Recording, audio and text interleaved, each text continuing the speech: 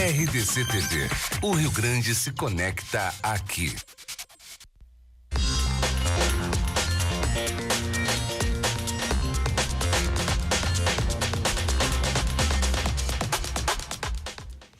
Bom dia! Rio Grande Movimento está no ar a partir de agora para 27 cidades por este estado do Rio Grande do Sul. Maravilha, muito obrigado por você deixar a gente entrar aqui na sua casa, aí na sua residência. Vamos trazer muitas informações, entrevistas que prestam serviço, trazem informações para você. Bom, aqui na Grande Porto Alegre nós estamos com sol. Bom dia, Lilian. Como é que está o resto do estado? Bom dia, Forcolém. Bom dia para você que está aí em um dos 27 municípios em que a RDC está chegando aí na sua casa, no seu trabalho. Manda aí pra gente a tua mensagem, como é que tá o tempo aí na tua cidade, que a gente quer saber. Vamos olhar agora já nos termômetros, como é que vai ficar aqui em Porto Alegre e também aí na sua cidade. Vamos dar uma olhada. Aqui na capital, a gente amanheceu assim como ali em Novo Hamburgo, com cerca de 12 graus. As máximas chegam aos 23 hoje, bastante calor, deve subir até um pouco mais do que isso por aqui. E tempo bom, com sol. Caxias do Sul, ali na Serra, amanheceu com 10 graus, mas já está bem mais alta a temperatura e logo, logo já vai passar dos 20 graus. Em Rio Grande, amanheceu já mais calor, com 16 graus, também vai chegar na casa dos 20. Passo Fundo, mínima foi de 11, as máximas vão chegar aos 24.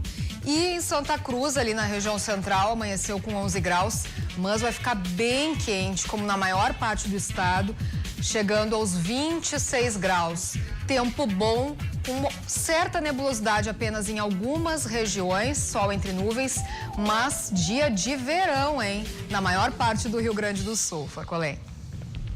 E é com este sol maravilhoso, esse dia lindo, sexta-feira. Sexta-feira é um dia maravilhoso, porque ainda mais com sol, né? Com essa temperatura amena aí, dá para curtir bastante. Se você vai fazer algum exercício físico por Porto Alegre, não esqueça que você pode levar um fonezinho e ficar até assistindo a gente aí, sentar um pouquinho quando vai fazer o alongamento, fica assistindo pelo Facebook a nossa RDC TV. Muito bem, o assunto agora é o município de Cachoeirinha. E para falar sobre ele, estamos recebendo aqui o prefeito Mick Breyer, prefeito de Cachoeirinha. Bom dia, prefeito. Bom dia. Seja bem-vindo, tudo bem? Tudo bem, graças a Deus. Como é que vai essa Cachoeirinha nossa aí? Tudo tranquilo por lá?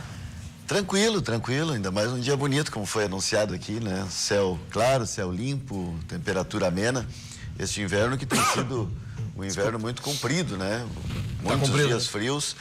Em julho tivemos muitas chuvas e isso impactou um pouco também no cuidado para com as cidades. A gente tem ouvido, né, a imprensa mais que retrata as questões da capital, falando muito das dificuldades das vias, né, dos buracos das ruas. Sim. E lá em Cachoeirinha a gente está fazendo uma operação muito forte agora com 2 equipes por toda a cidade. O senhor saiu na frente já, eu ia perguntar como é que estão os buracos. Saímos na frente porque esse período de chuva, que foi em torno de 20 dias, ele traz muitos problemas de trafegabilidade, né? E isto impacta também na segurança, né? Às vezes o motorista vai desviar do buraco e acaba provocando um acidente. Mas nós estamos trabalhando muito para que isso seja minimizado, que a gente possa resolver. E estamos trabalhando, porque, na verdade, o município de Cachoeirinha é um município muito próximo a Porto Alegre, para quem não conhece. Estamos a 15 minutos do aeroporto, é uma cidade aqui da região metropolitana. É verdade, né? Você sai de Cachoeirinha, pega ali a Zona Norte. E vai embora, né? E vai embora. Estamos do ladinho aqui, muito próximo da capital. Isso é um lado bastante positivo. E geograficamente muito bem situado. Hoje Cachoeirinha é um polo logístico, né? Muitas empresas ali se localizam porque tem saída para 118, para 116, para 290.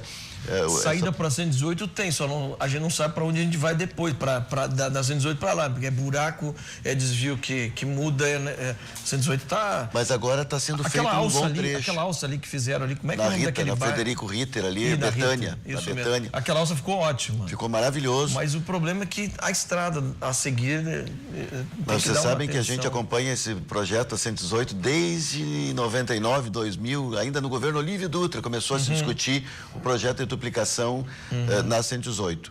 E coincidentemente, enfim, né, por tudo que já aconteceu, o governo que mais investiu ali naquele trecho foi este governo que está agora entregando bons trechos. E agora também tem alguns desvios, exatamente porque está fazendo, ao menos o trecho entre a Freeway e Sapucaia do Sul. Tinha muita gente morando ali nos arredores, acabaram também sendo removidos. Muito comércio, também muita empresa que acabou saindo.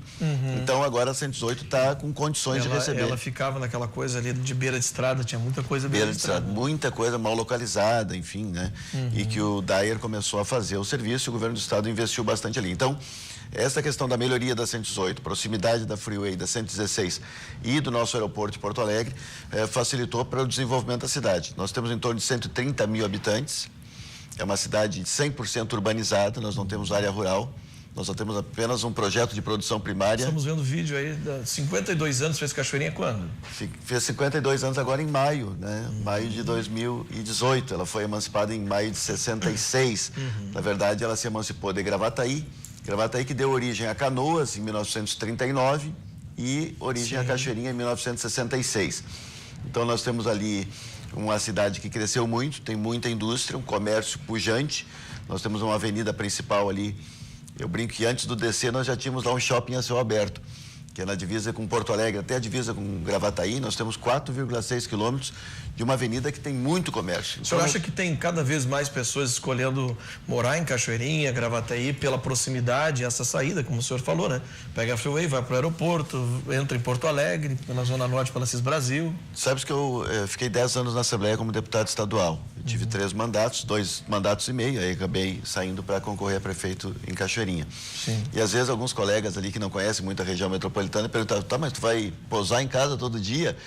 Mal sabem eles que Cachoeirinha até o centro de Porto Alegre é mais perto que aquele que mora lá na Zona Sul de Porto Alegre. Pertinho, exatamente. Que ele chega mais rápido por ali, porque tem a 290. Claro que conforme o horário de pico, saída e entrada da capital tem alguns problemas. Mas é muito próxima e, como eu disse antes, muito bem localizada. A gente chamava de o coração da grande Porto Alegre. Porque, inclusive, esse crescimento que teve a General Motors em Gravataí, que anunciou 1,4 bilhão ano passado, algumas empresas que não queriam ficar lá dentro do complexo, porque quem fica no complexo serve só a General Motors. E quem fica fora pode servir ao complexo e a outras empresas. Entendi. Então, alguns, inclusive, procuraram Cachoeirinha e estão se instalando ali. Que legal pro senhor, hein? Nós tivemos um impacto ruim em 2015, que foi a saída da Souza Cruz, né?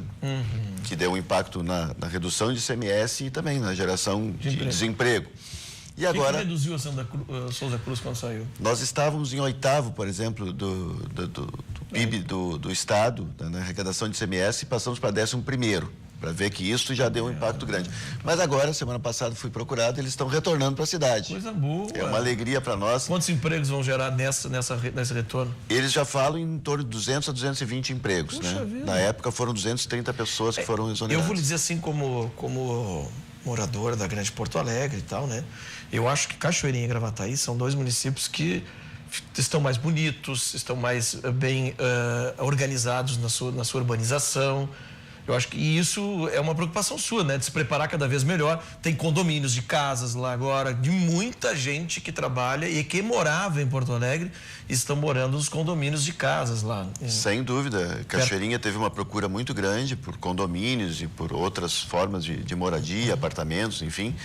E muita gente está fazendo essa opção, né? Porque Porto Alegre, a questão da trafegabilidade e esta opção do veículo particular, ela tem causado transtornos, né? Não só aqui na região metropolitana, mas esta procura por cidades da região metropolitana, condomínios ou enfim, alguns sítios que alguns procuram também, ele tem feito com que a nossa cidade tenha sido procurada. E claro que a pessoa que vai morar lá é um empreendedor, já começa a olhar também as possibilidades. Quantos mil habitantes agora tem? Nós estamos perto de 130 mil habitantes. 130 mil. Uma cidade que cresceu bastante. Bom, com isso, né, com a expansão, se olha a cidade mais bonita, mais pessoas estão vindo, a violência anda a cavalo, né? Ela vai atacando as cidades da região metropolitana.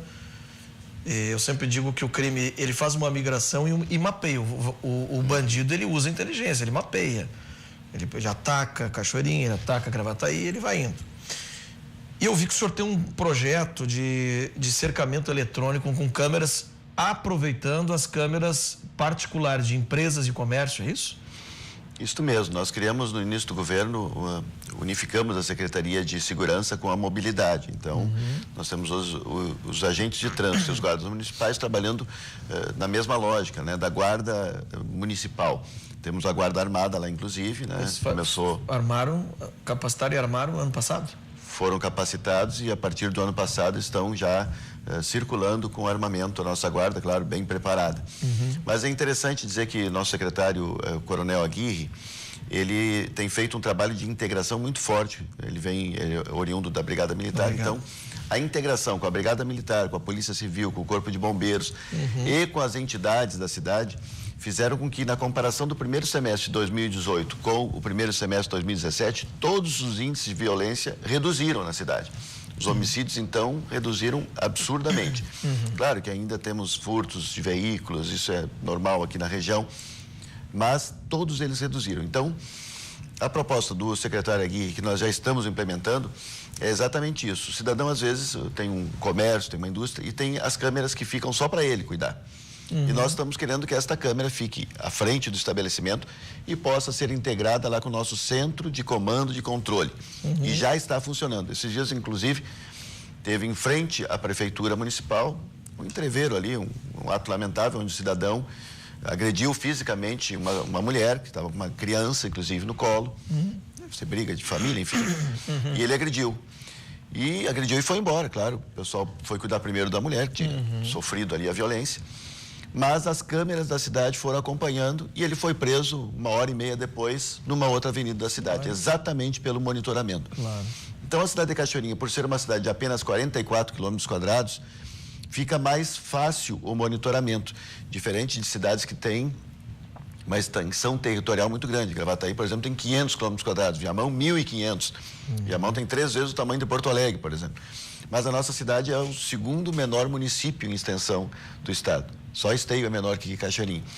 Então, essa questão do monitoramento da entrada e saída da cidade, nas ruas principais, como tu disseste, a bandidagem, ela age com inteligência. E se nós também agirmos com inteligência, certamente eles vão perceber. E junto com essa questão do vídeo monitoramento, nós temos feito muitas blitz. Cachoeirinha, o pessoal às vezes reclama, assim, entrou em Cachoeirinha, vai levar multa. Se tiver algo irregular, se não respeitar as regras de trânsito, vai levar mesmo, porque tem blitz a todo instante. Nós temos convênio com Balada Segura e nós temos outras formas de fazer a abordagem para que as pessoas saibam. Ali tem que andar dentro das regras, ali não pode ter nada roubado, nada irregular. A gente tem procurado manter este clima de cuidado para com a cidade. E aí é claro que aquele que quer fazer algo fora da lei vai procurar outro lugar. Claro que nós queremos fazer esse trabalho também em conjunto. Quando começa esse cercamento eletrônico conjunto com o comércio e tudo mais? Já começou. Já? Já começou, já está. Então é só cadastrar e... Só cadastrar, dizer que quer fazer com que a sua câmara esteja ligada ao nosso centro de comando. Alguns já estão ligados. Nós temos uma parceria, inclusive, com a Proterrisco, a antiga Protecães, né? Ele está fazendo algumas... E vocês pretendem instalar aquelas câmeras inteligentes que lê a placa se está roubada, se está... Já está funcionando isso também. Também? Na entrada da cidade, não vou dizer onde, né? Mas em algum lugar a pessoa tem ali o radar que identifica a velocidade, o avanço do sinal vermelho e esta informação aí se o carro é placa clonada ou é furtado. Agora, o prefeito, eu concordo com o senhor, todos têm que andar na lei. But, em inglês, must. Na entrada da Ritter lá, quando você vem da 118, você entra na Ritter. Você vai encontrar o primeiro pardal ali, controlador de velocidade. Ok, você passa aquele ali. Se não me engano, entre aquele e o outro, quase que diariamente, até em domingos, a guarda faz o radar ali. Isso não é arrecadatório? Olha, eu preciso dizer o seguinte... Pega uma pessoa a 64, a 68, isso não é alta velocidade, não é uma forma de também buscar uma arrecadação, às vezes plantar a guarda ali, pessoas que não estão acostumadas com o município, vão visitar alguém, aquele território ali só, território que não tem escola, passa um cemitério, depois passa um cemitério, é um território, lá adiante vai ter o primeiro condomínio. Deixa eu te dizer o seguinte, então, a Ritter, como tu deste o exemplo, nós tínhamos naquele entroncamento, onde tu disseste que tem o pardal, aquele ali é 40, inclusive, né? porque ali tem entrada para um bairro chamado Grande Esperança, e agora tem o estádio do Cruzeiro ali, inclusive. Ali, antes desse radar que colocamos ali a 40 por hora, tinha acidente todos os dias, porque era uma entrada na Ritter, vindo de uma perpendicular, com muita dificuldade. E ali o pessoal andava um pouco ligeiro demais. Então, todos os dias tinha acidente ali. Graças a Deus, nenhum com vítima fatal. Mas, às vezes, a pessoa se machucava, sempre tinha transtorno. Colocado o radar, não tivemos mais nenhuma notícia, nem de batida, nem de choque entre os veículos. Bom, passado esse de 40, a velocidade da via é 60. A nossa intenção, quando colocamos o radar móvel, quando temos controladores, é que a gente não arrecade nada. Nós queremos que as pessoas sejam, de fato, educadas no trânsito. Mas quem não conhece o município cai. Mas quem não conhece tem que andar na velocidade da via. Mas vai andar 62, se está 68 acima, tem que ser multado. Eu também já levei, né? Mas fazer o quê? Então, Você a pessoa já levou tem... a multa? Você está confessando aqui. Não só ali, né? A gente anda muito. Eu fiquei 10 anos na estrada no estado. Claro. É claro que em alguns momentos ali, a gente, às vezes, quer chegar mais cedo num local, conforme o local que a gente está no estado. Então, isso é um perigo. A gente coloca muitas vezes em risco as pessoas. Mas ali, nós não queremos arrecadar. Nós queremos que as pessoas simplesmente respeitem a velocidade da via. Que fizer isso, e tem placa por tudo, tem controlador. Sim. Mas logo adiante na Rita tem uma escola estadual, né? Em frente ao CTG. Sim. Ali tem uma escola estadual, por isso também tem que ter cuidado. Mas no domingo ela não tem movimento. Mas domingo também tem que respeitar a regra. Claro. Não, eu já lhe admiro que o senhor veio aqui, o senhor veio de peito aberto. O senhor falou, não, eu já tomei multa, que todo cidadão pode tomar multa. Não, e não é que a gente não é criminoso com isso, a gente está infringindo a lei e a gente vai pagar. Isso aí. Entendeu? Então, assim... E tem, inclusive, grau de recurso, né? Quem achar que foi injustiçado... Mas as Jaris, o grau de recurso é sempre para o município e para o estado. Jari nenhuma, eu nunca vi dar... Tem que gramear nesse negócio. Às vezes tem um problema no controlador, quando não é ferido, né? Já tivemos casos de aferição, aquele não ter sido feito. Bom, aí... Eu venho abaixo do que já está pedindo o óleo. É ali nesses controladores que o senhor colocou ali, ele diz a velocidade que a gente está passando. Sim. Sempre passo ali. Quando eu passo ali é 33. 34. Bom. Agora tem uma coisa, prefeito, com a violência que nós vivemos, por exemplo, eu morei 6 anos no Rio de Janeiro, apresentando programas lá. A partir das 11 da noite, todos os radares param de multar. Porque coloca em risco a pessoa baixar a velocidade e ser atacada. Eu acho que as prefeituras têm que começar, claro, tem que ver o nível de violência do bairro, registro de ocorrências, But tem que começar a enxergar que tem muitos locais que a gente vai baixar a velocidade e o vagabundo aproveita para encostar, para botar um ferro e... Pensando nisto, nós, a partir das 11 da noite em Cachoeirinha, não...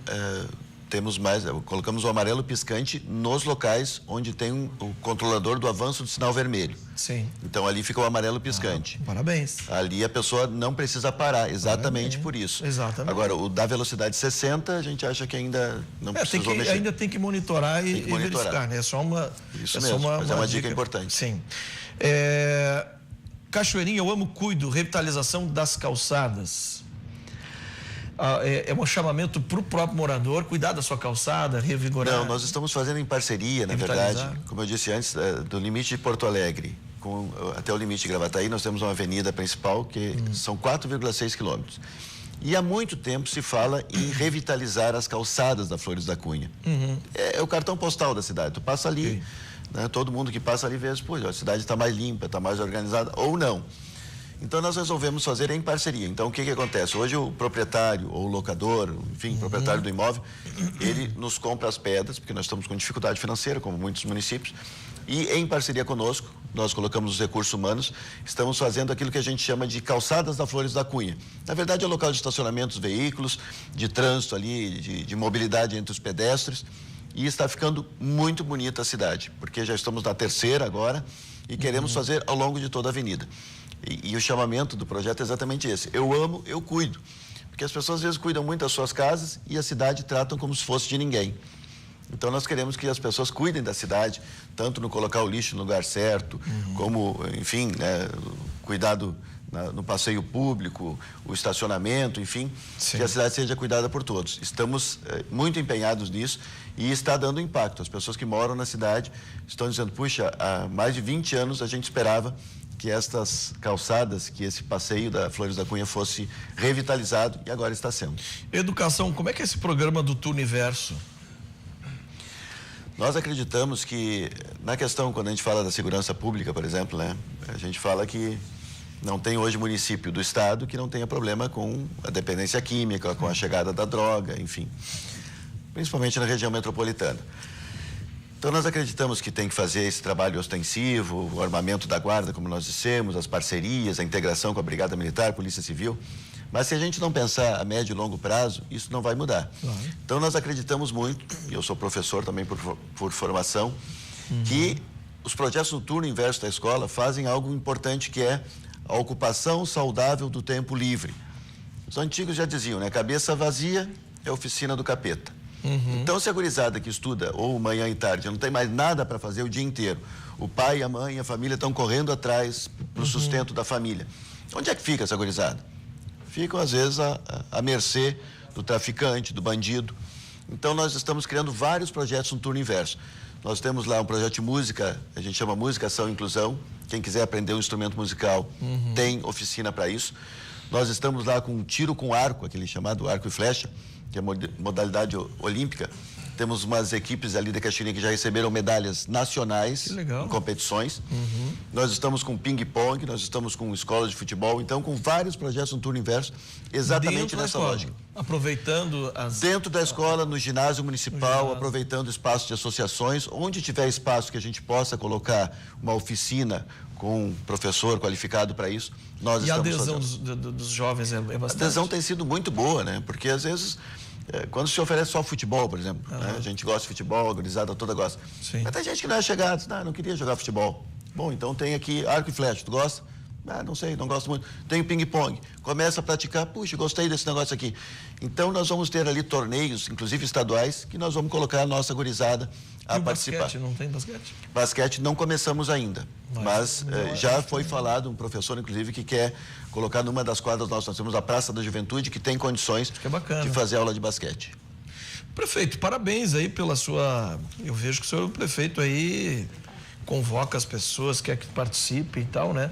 Ninguém é perfeito, o senhor é prefeito, não perfeito. Perfeito não tem ninguém, né? Então, assim, o senhor sofre com os problemas que todas as cidades da Grande Porto Alegre sofrem. O roubo a veículo é alto em todas as cidades, por essa migração envolvendo a droga também, né? Essas facções que ficam se instalando aos poucos em células, né? Na Grande Porto Alegre. A saúde... todos estão sofrendo essa municipalização da saúde que nunca existiu, é uma municipalização que depende da verba federal e estadual que chega atrasado. O recurso fica lá. Fica lá. Mas a gente vê que Cachoeirinha, eu que frequento de vez em quando Cachoeirinha, a gente vê que a cidade está assim a pleno. Uma cidade que já mudou o seu aspecto, mudou muitas coisas. Então, eu acho que tem a sua mão aí, né? Também de outras administrações que também já começaram a enxergar. Mas parabéns, continue assim, porque eu acho que cada vez mais devemos nos preparar para a Grande Porto Alegre se preparar, né, para ter cidades estruturadas, receber bem novos moradores que venham e também vão gastar o seu imposto ali, vão movimentar o comércio. Parabéns. Isso aí. Continue assim. Seja bem-vindo aqui sempre, tá? Eu que agradeço o espaço aí. Quando tiver uma campanha lá envolvendo jovens e tudo, pode utilizar esse espaço aqui que é nosso. Ótimo. Muito obrigado pelo espaço. E com isso nós vamos para o intervalo comercial. Na volta temos mais entrevistas. A Lilian vai receber mais uma pessoa. Você fica aí conosco. Sai daí que a gente volta rapidão.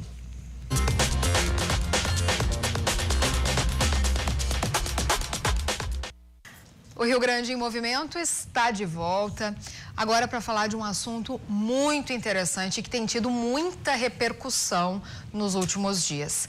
É um aplicativo que foi lançado há uma semana pela Justiça Gaúcha para ajudar o processo de adoção de crianças e adolescentes. Para isso, nós recebemos aqui hoje a promotora da Infância e da Juventude, Sinara Viana Dutra. Muito bom dia, muito bem-vindo. Bom dia, muito obrigada pelo convite. Bom, esse aplicativo, então, já está dando muito o que falar, né? Porque chegou, então, a tecnologia em um processo aí que costuma ser tão burocrático, tão demorado, né? Sim, e é maravilhoso. Infelizmente, em Porto Alegre, nós ainda temos em torno de 246 crianças aguardando uma família. Se nós pensarmos em Cadastro Nacional de Adoção, onde são mais de 41 mil habilitados, a pergunta que sempre aparece, ora, se tem 41 mil pessoas querendo adotar e nós temos só em Porto Alegre 246, no estado quase 5 mil crianças, por que não unem, né, estas pontas? E aí a gente chega no problema central, que é o perfil. A grande maioria das pessoas querem adotar crianças de no máximo 6 anos. E quem eu tenho nas casas de acolhimento são crianças com mais de 6 anos disponíveis à adoção. E aí a gente tem que fazer essa distinção. Nós temos muitas, centenas de crianças. Porto Alegre, para tu teres uma ideia, são quase 1.000 crianças e adolescentes em acolhimento. 998 crianças e adolescentes em acolhimento. No entanto, disponíveis, ou seja, que o processo já tramitou, e aí entra outra grande entrave, a demora na tramitação dos processos. Mas, enfim, nós temos um número de crianças com idade superior a 6 anos. Então, a grande sacada, eu digo, do aplicativo é, por meio da tecnologia, podermos mostrar para todos os habilitados à adoção imagens das crianças aptas. Por quê? Porque a gente pensa que só tem como se encantar se você conhece. Então, no momento que você visualiza fotos, que você visualiza vídeos, e daí tem aquele sorriso, aquele olhar, é o cabelinho que lembra a minha avó, é o olhar que lembra o meu filho, né? É alguma coisa que encanta. E daí, este encantamento faz com que o habilitado faça o contato, né? Ali pelo próprio aplicativo, ele informa o interesse em aproximação, e então a Corregedoria da Justiça faz o contato com o interessado e a comarca, onde está a criança, para propiciar a aproximação, né? Claro que tem uma avaliação, é feita uma apresentação da criança para o habilitado, e assim a gente acredita que muitas novas famílias vão se formar. Inclusive, de sexta-feira, quando foi lançado o aplicativo, dia 10 de agosto, véspera do Dia dos Pais, até terça-feira agora, ou melhor, até hoje, nós já tivemos 15 pedidos de aproximação. Olha só, é muito, muito rápido, né? A gente está vendo ali, ó, algumas fotos. Tá aí, então, essa é a página inicial ali, né? Sim. É a tela, é a primeira tela que aparece no aplicativo. A primeira tela é o coraçãozinho, né? Não sei se a produção passou a tela, deixa eu mostrar aqui no celular. Então, como é que a pessoa... E é importante mostrar que não é só o habilitado à adoção. Qualquer cidadão tem acesso a este aplicativo. O que diferencia? O habilitado à adoção, ele vai ter acesso também às imagens. O não habilitado tem acesso a todas as informações, como não o nome completo, mas as siglas, o sexo, se tem problema de saúde, se tem irmãos. Ou seja, tem um panorama da criança, mas ele não tem a imagem. O habilitado à adoção, ele vai ter acesso ao nome completo e também aos vídeos da criança, se houver irmãos, aos vídeos dos irmãos e assim por diante. A aparência, né? Para baixar o aplicativo, não sei se tem como mostrar, tem, esse sim. Coraçãozinho, vamos aproximar para o nosso... É só virar para cá. Eu viro para cá. Isso. Aqui este coraçãozinho cor-de-rosa. Este coraçãozinho cor-de-rosa. Então, a pessoa entra no Android ou no iOS e baixa Adoção Rio Grande do Sul. E depois vai para aquela tela, né? Aquela tela que você mostrou agora há pouco, e digita o seu CPF, tá? E o seu...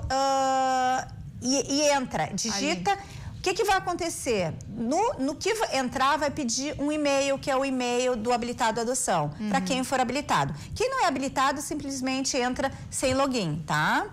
O que é habilitado vai pedir o e-mail, que é o mesmo e-mail que foi informado na habilitação para adoção. Sim. Tá? Tá e daí ali, vai pedir outras informações, como do cônjuge, se houver, e o e-mail do cônjuge. E daí, imediatamente, em questão de segundos, já é gerada uma senha, e com esta senha, você então coloca aqui na tela de entrada e passa a ter acesso a todas as imagens.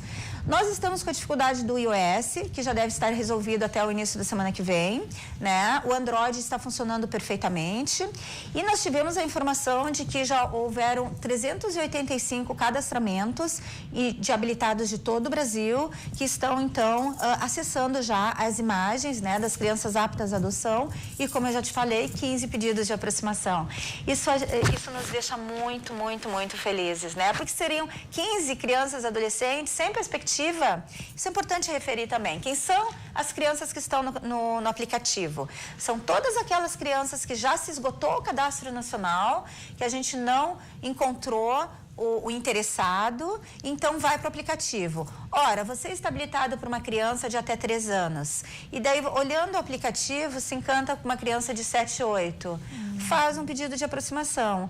Conhece o álbum da criança, se apropria de dados da criança e se faz, então, permanecendo o interesse e a aproximação. Então, a maioria das crianças que estão cadastradas ali, né, para adoção, não é a maioria que é sempre procurada, que é de crianças menores de 3 anos. Vocês já têm, então, maior número de crianças, as maiores já, que não tem tanta procura. Eu vou te dar hoje o perfil só para teres uma ideia, tá? Porto Alegre, quem são as crianças que se encontram aptas, tá?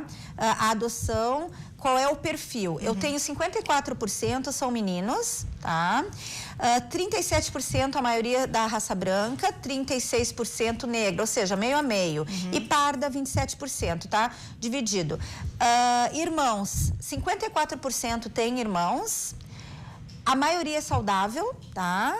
E a idade, a grande maioria tem mais de 12 anos. Eu tenho 11 crianças de 5 a 8, 11 de 5 a 8, 25 crianças de 9 a 11, 124 crianças de 12 a 15 e 81 crianças de 16 a 18, ou melhor, adolescentes, né, de 16 a 18. E o grande ponto, e a gente faz as audiências com eles, é que eles querem muito uma família. Eles me dizem, e muitas vezes dói o coração, porque chega um adolescente de 15, de 16 anos e me diz, eu quero tanto ter uma mãe, eu quero tanto ter um pai. E a gente sabe que com essa idade é difícil. Então, acho interessante a gente falar do aplicativo, mas também noticiar o apadrinhamento afetivo. A gente tem visto que, por meio do apadrinhamento afetivo, muitas famílias se formam e mesmo quando não há adoção, é uma referência desse adolescente quando ele sai do espaço de proteção. Porque aos 18 anos eles têm que sair. Então, vejam, eles ficam em proteção até os 18, completam 18 e precisam encarar o mundo lá fora, como a gente diz. E muitas vezes com dificuldades de aprendizagem, muitas vezes não estão inseridos no mercado de trabalho. E o padrinho, ele vai ser o adulto, ou a madrinha, vai ser a pessoa adulta que vai orientar, que vai dar um apoio, né, quando eles saem do acolhimento institucional. Como é que a gente pode ser um padrinho? Todas as entidades de acolhimento institucional, e Porto Alegre hoje possui 89 casas entre abrigos e casas-lares, são 16 entidades conveniadas, fora a Fundação de Proteção Especial, que é do Estado, e a Fundação de Assistência Social e Cidadania, que possui 2 abrigos próprios. Todos eles têm programa de apadrinhamento afetivo. Alguns estão ligados ao Instituto Amigos de Lucas e outros têm o programa próprio, tá? Então, você está interessado em doar tempo, seu carinho, sua atenção para uma criança, para um adolescente, tá? Quem são as crianças e adolescentes que vão para o apadrinhamento? As que não foram adotadas e as que não vão retornar para sua família, ou seja, não vai voltar para a família, não vai ser adotada, vai ficar em espaço de acolhimento, vamos propiciar alguma forma de convivência familiar e comunitária, o apadrinhamento afetivo. Qual a orientação que eu dou? Entre no site do Ministério Público, lá tem na página do Ministério Público o Rede Solidária. O Rede Solidária tem o endereço das entidades de acolhimento institucional, e-mail, telefone, horário de atendimento, inclusive com as necessidades das casas. Faz o contato e pergunta como é que faz para se habilitar para o apadrinhamento afetivo daquela instituição. Como é que tem sido a procura do apadrinhamento? Ainda não é muito grande, né? Ao contrário, a gente tem bastante padrinhos, inclusive no próximo final de semana vai haver a festa de aproximação dos padrinhos preparados pelo Instituto Amigo de Lucas com as crianças do acolhimento, algumas crianças do acolhimento. E o apadrinhamento tem se desenvolvido ao longo dos anos. Agora em novembro, recentemente, foi feita alteração do Estatuto da Criança e do Adolescente, reconhecendo o Instituto do Apadrinhamento Afetivo, algo que já acontecia e que agora está legislado. Mas o importante, nós temos visto que é com aproximação, ou seja, o apadrinhamento, por exemplo, agora o aplicativo, é com a aproximação, com o encantamento, com com esse olhar, né, que a gente consegue realmente, por vezes, novas famílias, mas mais importante, que a criança e o adolescente se sinta querido, se sinta pertencente, se sinta... perceba que ele faz a diferença no mundo, né? Que ele é amado também. E é esse o ponto, ter a atenção de alguém, né? Só para concluir essa questão do apadrinhamento, ela pode ser convertida em adoção a essa possibilidade? Pode ser convertida, também. Existe essa possibilidade. Então, como é que funcionava o apadrinhamento? Qualquer um poderia apadrinhar, se estivesse no Cadastro Nacional de Adoção ou não. Em novembro passado, então, houve a alteração do Estatuto, a inclusão do Instituto do Apadrinhamento e houve um regramento que diz o seguinte: o habilitado à adoção não pode apadrinhar. O que, no meu ponto de vista, vai na contramão dos interesses das crianças e dos adolescentes. Eu entendo absolutamente inconstitucional, não atende o melhor interesse da criança e do adolescente. O que eu estou querendo dizer é o seguinte: se você tem tempo, se você tem interesse, procure a casa de acolhimento mais próxima à sua residência e vamos fazer um apadrinhamento. Maravilha.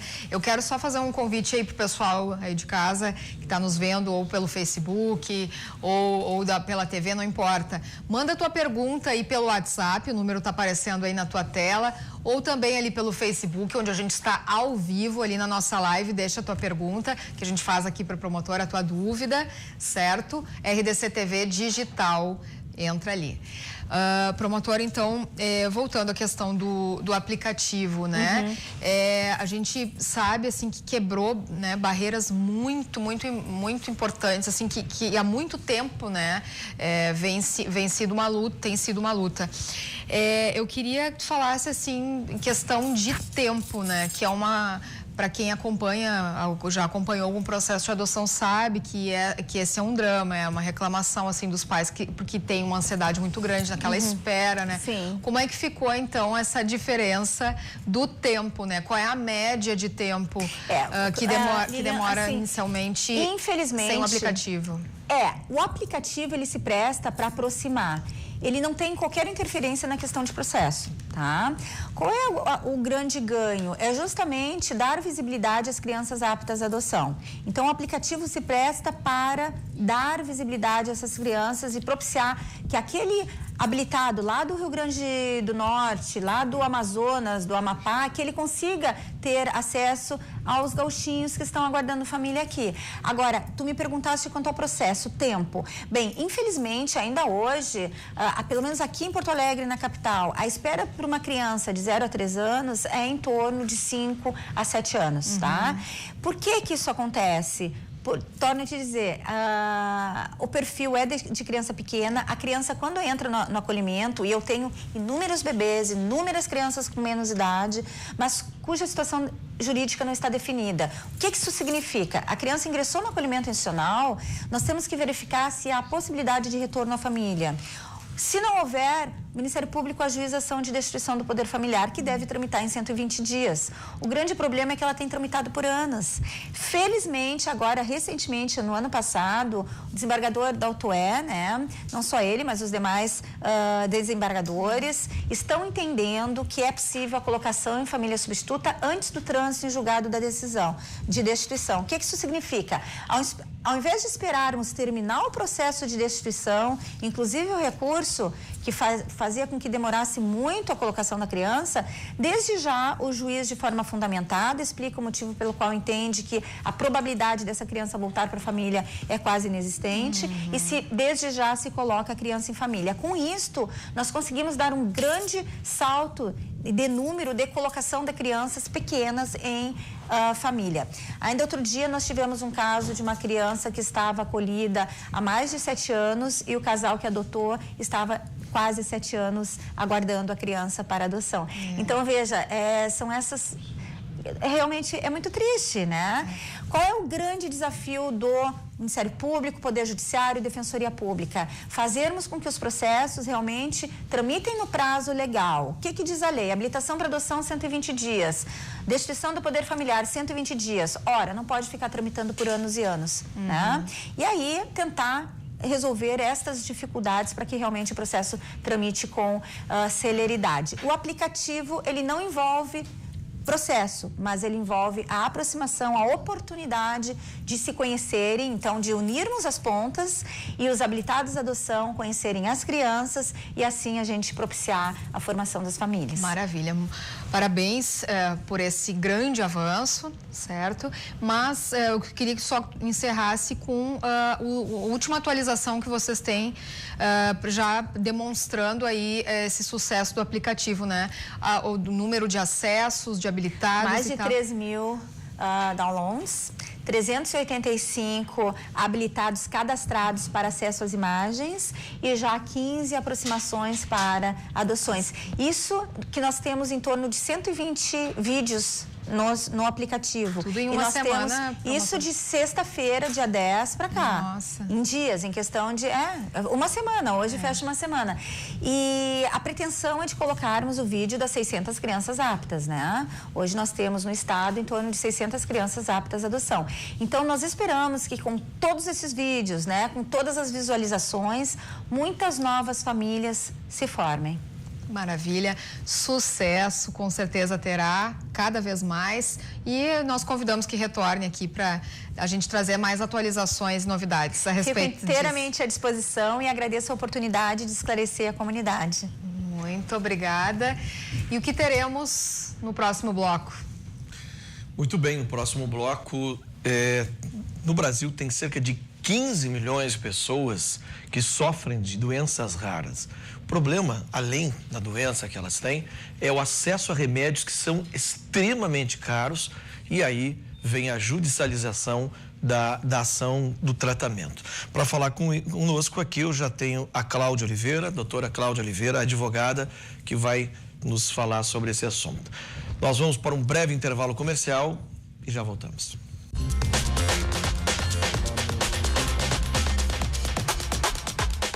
Muito bem, o Rio Grande em Movimento está de volta, faltando 15 minutos agora para o meio-dia.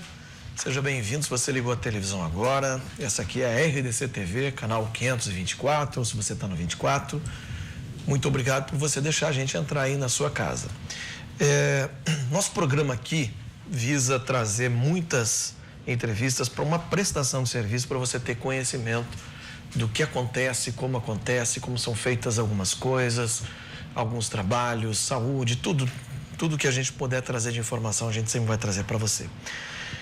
Agora nós vamos falar sobre um assunto que preocupa bastante. O Brasil tem cerca de 15 milhões de pessoas portadoras de doenças raras e o tratamento é difícil porque os remédios são importados e os pacientes não têm condição de pagar, mas o Estado tem o dever de dar o medicamento. A doutora Cláudia Oliveira é advogada e vai falar conosco sobre isso. Doutora Cláudia, bom dia para a senhora. Bom dia. Seja bem-vinda. Um prazer estar aqui com vocês e agradeço a oportunidade de esclarecer um pouco a comunidade para esse problema que tem afetado tantas famílias no Brasil. Ok. Antes de nós nos aprofundarmos até em alguns valores, eu gostaria de perguntar para a senhora, quem tem direito de fazer o tratamento? Todo mundo, mesmo tendo uma renda, vamos lá, uma renda em casa de R$6 mil, essa pessoa tem direito ou só as pessoas que têm até 2 salários mínimos?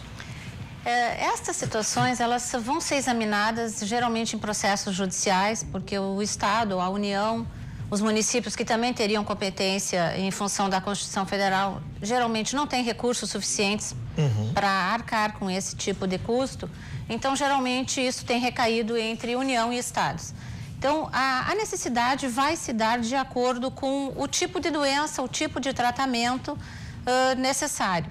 De um modo geral, os medicamentos são muito caros.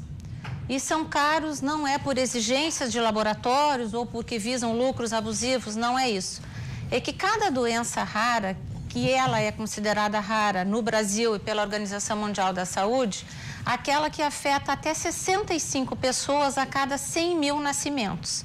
Então, efetivamente, são poucas pessoas que têm determinadas doenças raras. Então, elas são muitas, são cerca de 6 a 8 mil doenças raras já identificadas no mundo. Entendi. Apenas 100 delas têm tratamento específico, às vezes, geralmente não para cura, mas para que contorne e não se manifeste a doença. Então, o custo disso, ele se eleva em função do mercado muito restrito para medicamentos. Então, o laboratório tem dificuldade em investir nessa pesquisa porque ele não tem para quem vender o remédio. É um número muito pequeno. É um número muito reduzido. Então, daí a dificuldade, o pouco interesse da indústria farmacêutica em trabalhar com isso. Então, o aumento de custo do remédio vem dessa situação. Entendi.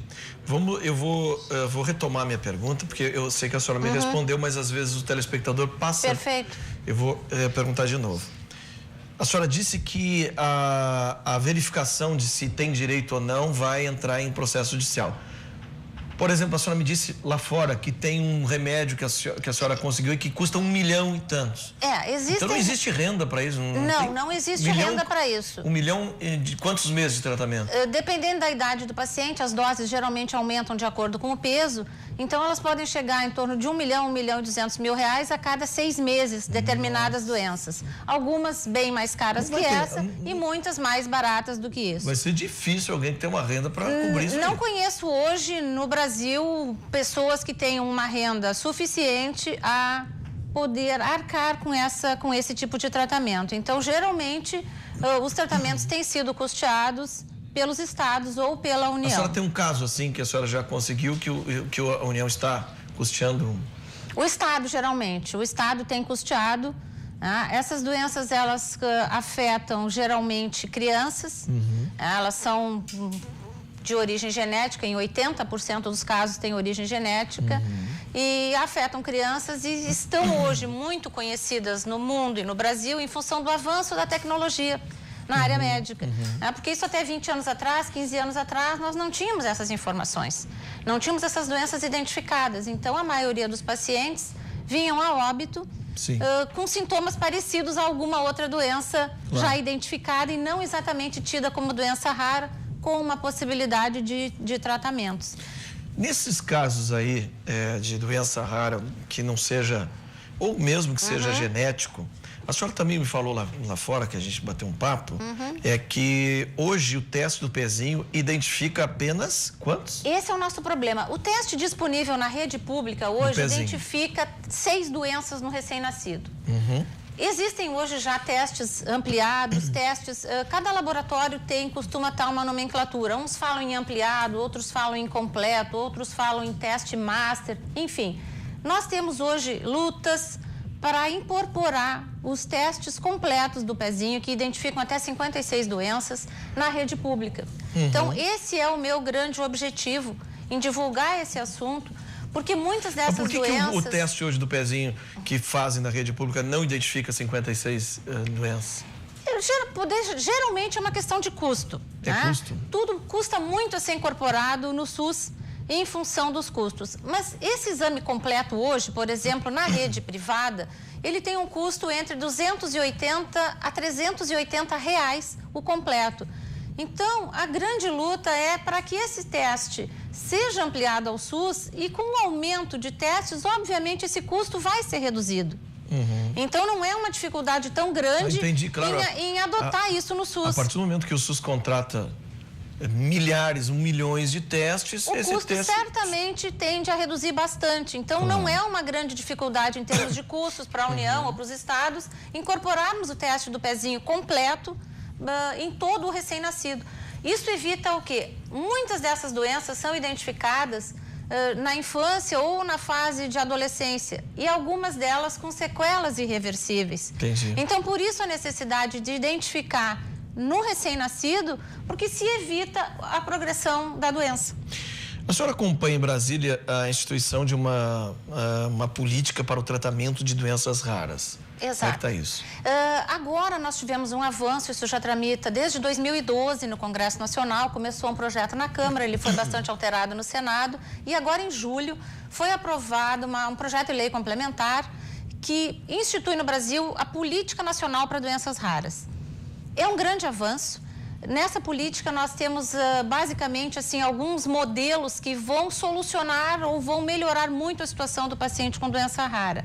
Essa política ela vai ter uma facilitação para registro dos medicamentos na Anvisa. Sim. A incorporação no SUS vai se dar também pela efetividade do tratamento e não só pelo custo, que hoje é um critério basicamente primordial, vai deixar de ser. Teremos a criação de diversos centros no Brasil especializados no exame e no acompanhamento dos pacientes com doenças raras. Esse projeto agora, como houve muita modificação no Senado, ele volta para a Câmara para deliberação e aprovação, o que se espera se conseguir talvez até o final do ano. E depois de aprovado definitivamente, nós teremos um prazo de 3 anos para a implantação dessa política. Então, nós ainda temos muito trabalho pela frente, mas é uma política que, perto do que nós temos hoje, vai ser um grande avanço para as famílias que têm uma doença rara por tratar. Leigo perguntando, tá? Na advocacia, temos ali o especialista em trabalho, né? É um crime, tributos e tal. Qual é a sua especialidade? A senhora é civil mesmo? Eu trabalho bastante com direito empresarial, então trabalho com diversas empresas e esse foi um trabalho que veio acontecendo naturalmente, né? Em paralelo à minha atividade. E a senhora foi se especializando cada vez mais? E fui me especializando nisso em função do interesse que isso desperta e da necessidade de explicar isso às pessoas. Porque para cada pessoa com quem eu converso, as informações sobre as doenças raras são sempre uma novidade. Então, isso me assusta muito, porque 15 milhões de brasileiros é um número muito grande. É grande. Mas a partir do momento que identificou a doença lá e que precisa daquele remédio caro, a pessoa não tem condição, lhe procura, qual é o primeiro procedimento da senhora? Olha, nós, na verdade, assim, nós procuramos encaminhar sempre ao Estado, né? A ideia é não se judicializar, a ideia não é aumentar o número de ações em juízo, isso é o que a gente busca evitar. Então, sempre se encaminha para o Estado, a Secretaria da Saúde, porque existem políticas que se permitem, né, compras pelo Estado via licitação. Então, muitos estados no Brasil conseguem fazer as compras via licitação e se evitam as demandas, né? Então, o objetivo com a criação da política de doenças raras é que isso tenha um aporte maior de serviços no poder público para evitar a judicialização. Então, embora eu seja advogada, o meu trabalho é conscientizar nesse campo a necessidade de uma política pública efetiva e da ampliação do teste do pezinho. Agora, eu vou lhe dizer uma coisa, a senhora é um orgulho para a sociedade, né? Imagina, eu agradeço a sua gentileza. A senhora é um orgulho para a sociedade como mulher, como profissional liberal, advogado. Que bênção é essa profissão de ser advogado. O bom advogado tem que ser celebrado, porque a senhora, além de fazer a sua ação normal de defesa do indivíduo, da pessoa, a senhora foi adiante. A senhora se preocupou com a situação e está conseguindo, quem sabe ali, sensibilizar as autoridades e criar um instituto que vá cuidar mais seriamente. A nossa ideia é trabalhar nesse sentido, para auxiliar, dar voz a quem não consegue ter acesso nem ao medicamento e apoio a essas famílias que têm um sofrimento constante, porque nunca sabem se a remessa do medicamento para a dose seguinte estará disponível ou não, se o filho vai seguir vivo ou não. É uma luta muito grande. Quanto tempo a senhora já está nessas ações aí? Nessas ações já há mais de 3 anos. Mais de 3 anos. Há mais de 3 anos. A senhora anos. deve ter visto cada coisa que, como ser humano, lhe tocou muito. Já vi muita coisa. Me toca muito quando aquela mãe me liga e me diz assim: doutora, vai conseguir liberar o remédio nessa semana? Eu estou quase sem remédio.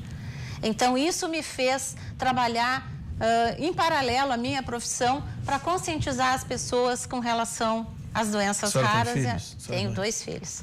Tenho 2 filhos. A senhora olha para os seus, né? A gente precisa, né? A gente precisa tentar olhar um pouquinho para os dos outros também. Para os da gente, a gente olha com facilidade, com muito amor, né? Verdade. Mas a gente precisa olhar para o próximo, que tem muita dificuldade. Parabéns, doutora Cláudia Oliveira, advogada.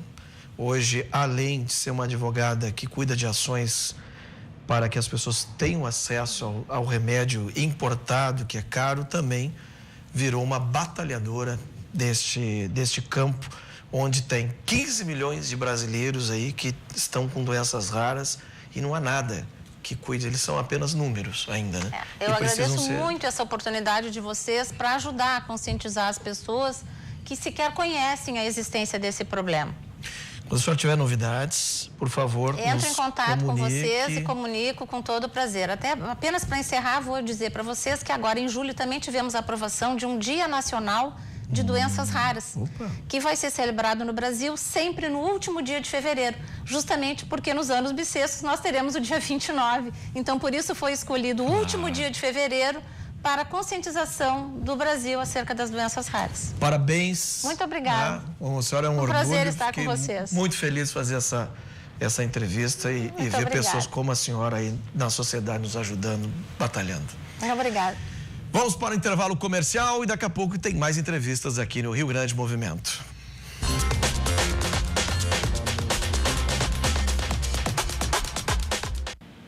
O Rio Grande Movimento está de volta. Nosso assunto agora é arte, mais especificamente artes visuais. A gente vai falar de uma exposição muito bacana que está aqui em Porto Alegre, vai ficar aí até o final do mês, que é Influências da Arte Pop em Acervos de Porto Alegre. Vamos entender, é claro, além da gente saber os artistas que fazem parte da exposição, entender como que a pop art influenciou também aqui no Rio Grande do Sul. Para isso a gente recebe aqui a Caroline Redrich, que é artista plástica, não é artista plástica, que é uma das curadoras da exposição, e também a Carolina Gripa, também curadora da exposição. Muito bom dia, bem-vindas. Obrigada. Bom, gurias, primeiro vamos explicar para o grande público, né, o que é a pop art.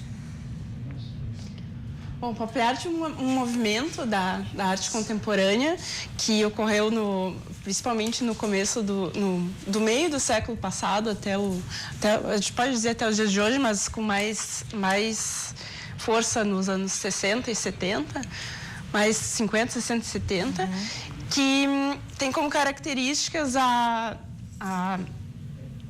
apropriação de elementos da mídia como manifestação de arte, manifestação de uma ideia de arte.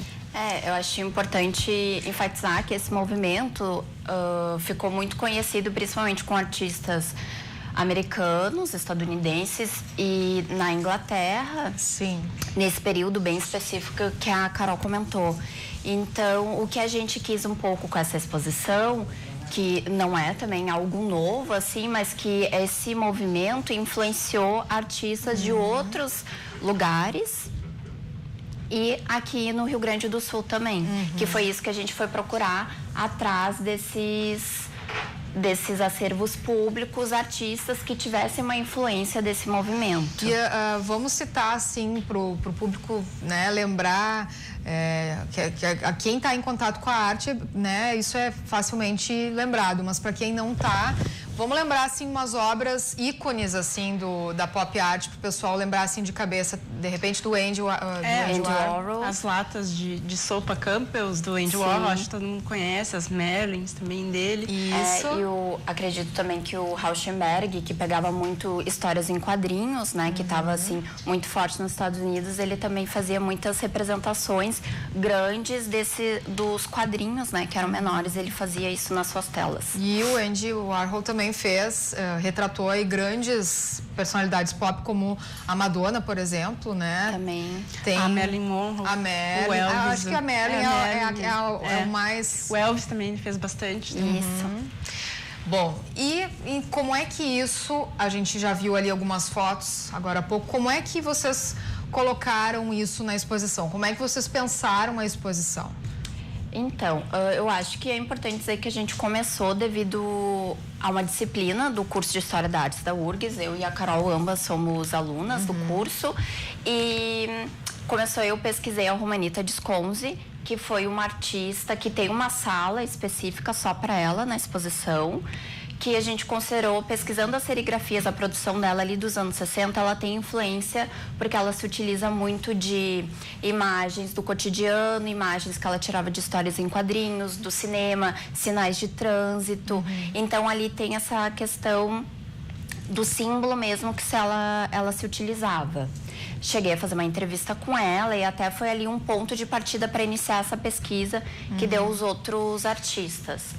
A Carol depois fez um trabalho sobre o Henrique Firot, que também é outro artista que tem uma sala específica, que também teve essa produção, também anos 60, 70, que também tem algumas características, o tema do cotidiano, a própria composição das obras, o uso da serigrafia também. Ali já estamos vendo algumas, né?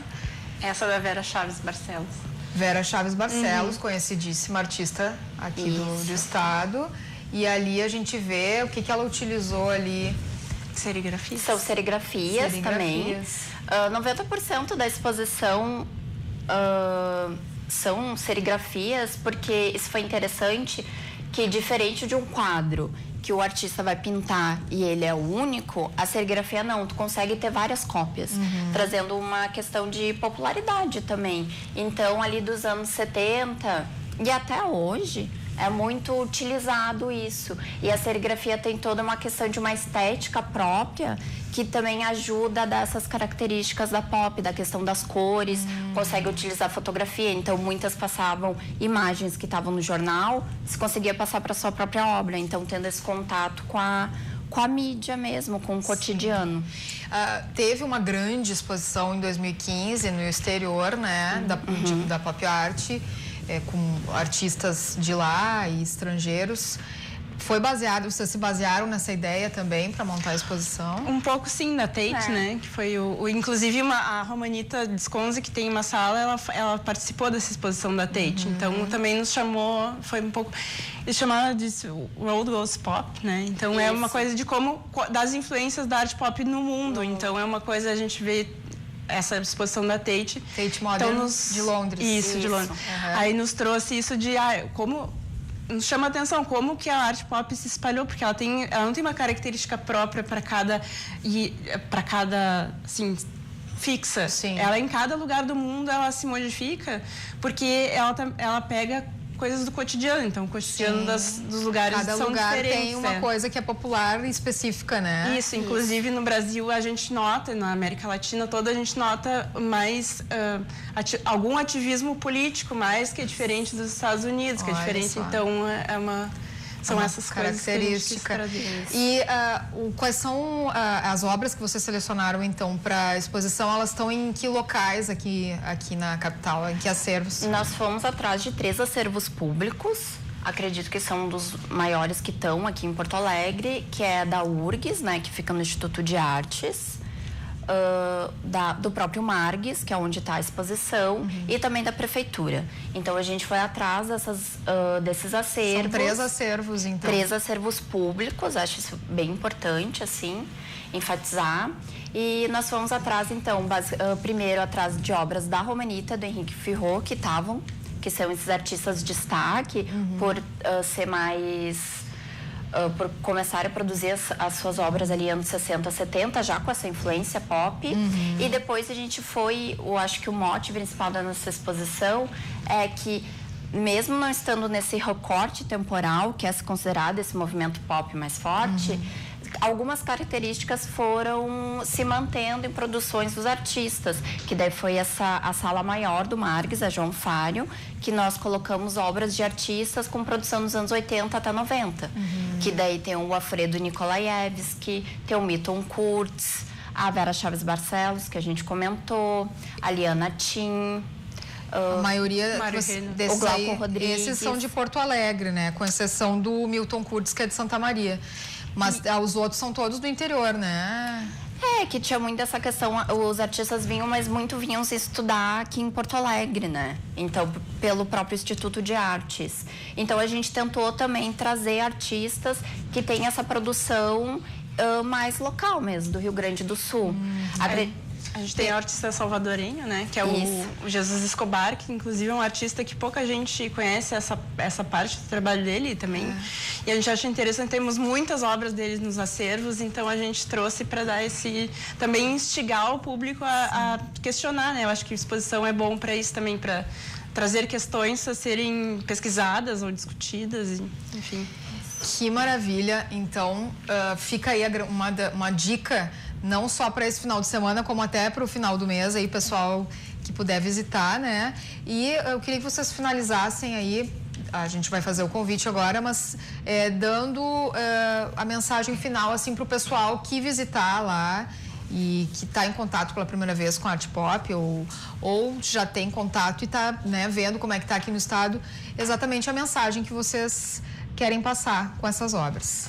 Claro, a exposição fica até 26 de agosto, está no Margues, no 2º andar. Acredito que é uma exposição que por ter essa questão do cotidiano, da mídia, enfim, está aberta ao público, né? Não só para pessoas que estudam artes. Acho que é uma exposição bem interessante de se visitar e conhecer um pouco também dos artistas daqui, né? Artistas locais.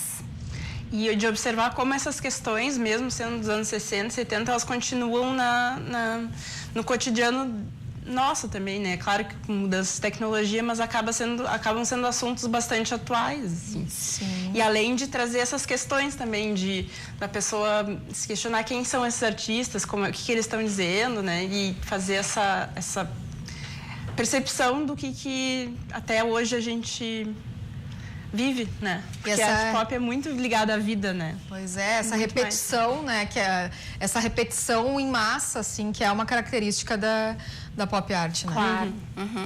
Tá certo. E lembrando que é gratuita a exposição, Claro. é claro, como todas as exposições ali no Margues. Muito obrigada, gurias. Sucesso. Obrigada, pra a vocês. gente que agradece o convite. Agora a gente vai para um rápido intervalo, já voltamos com mais entrevistas para você, lembrando que estamos ao vivo no Facebook, hein? Vai deixando teus comentários, tuas perguntas ali, porque a gente já volta.